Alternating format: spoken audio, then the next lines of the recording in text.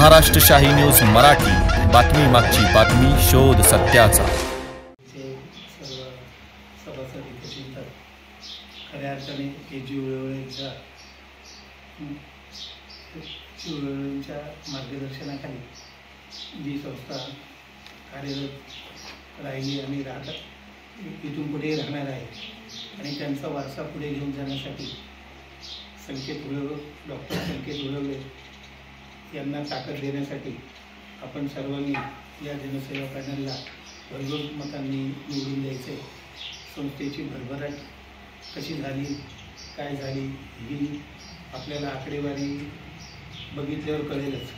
जो संस्थेचा स्वनिधी होता तो 30% वरून 60% गेला। संस्थेने यावर्षी 10% लाभांश दिला।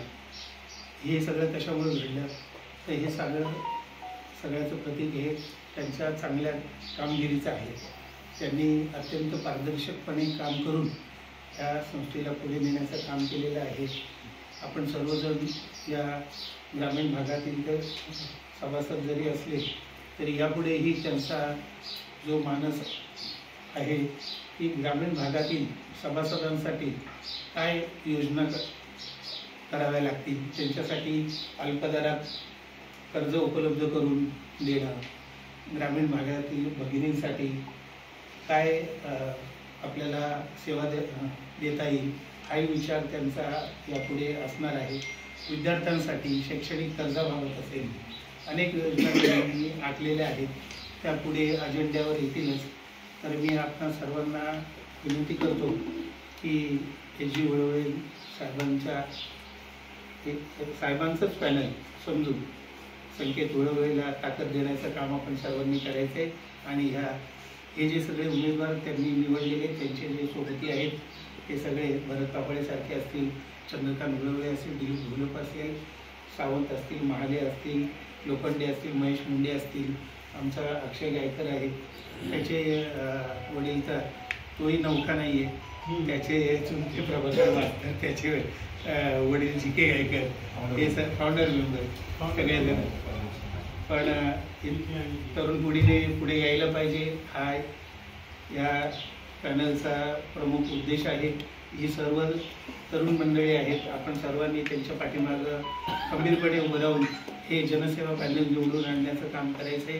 येत्या 6 तारखेला आपण सर्वांनी भरघोस मतांनी यांना निवडून देखील परिसरातील त्या दिवशी जरी रामनवमी असेल, उत्सवाचं प्रत्येक गावागावामध्ये मोठ्या कार्यक्रमाचं नियोजन केलेलं असतं, तरी थोडासा वेळ, अमूल्य वेळ आपण जर त्यांच्यासाठी दिला तरी किंवा नाही दिला तरी हे त्यांचं कर्तव्य आहे की संस्था परत इथे ज्या ठिकाणी प्रचाराला गेलेले आहेत निवडून आल्यानंतर ते विजयाचा गुलाल घेऊन परत ते या ठिकाणी येतील अशी मी आशा व्यक्त करतो। आणि निवडून द्यावं ही त्यांच्याकडून विनंती करतो। यशोमंदिर सहकारी पतपेढी मर्यादित मुंबई या संचालनाची निवडणूक 2025 ते 2030 या कालावधीकरता होत आहे आणि या कालावधीकरता जे संचालक म्हणून निवडलं जाणार आहे त्यामध्ये आपल्या गावाला प्रतिनिधित्व दिले, त्यामध्ये बेलापूरलाही दिले, चैतन्यपूरला दिले, आपला सर्व भाग समाविष्ट केलेला आहे इथे।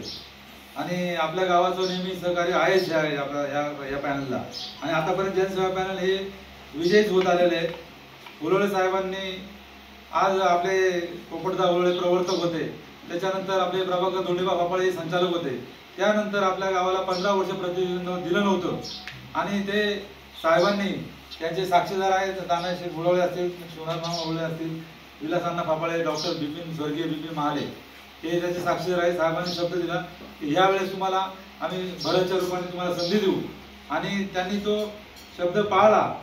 त्यांना पण खूप खस्ता खावा लागल्या, शेवटच्या क्षणापर्यंत आपलं नाव कट केलं होतं। साहेबांनी स्वतः माघार घेतली त्यावेळेस, हे जी उळवळे साहेबांनी का मीच माघार घेतो, भरत फापाळे नसतील तर मी माघार घेतो, हे साहेबांनी निवडणूक अधिकारी विड्रॉल दिलेली।